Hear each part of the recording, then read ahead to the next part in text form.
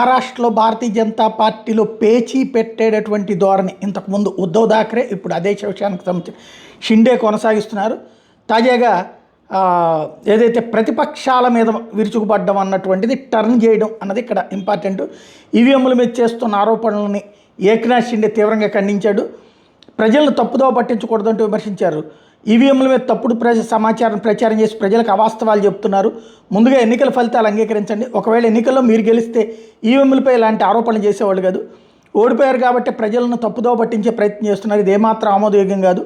ఓడిపోయామని ప్రతిపక్షాలు అంగీకరించక తప్పదు అంటూ షిండే విరుచుకుపడ్డారు. ఏదైతే భారతీయ జనతా పార్టీతో పేచీ నుంచి ఇప్పుడు ఆ పేచీ ప్రతిపక్షం వైపుకి తీసుకుని వెళ్ళారు.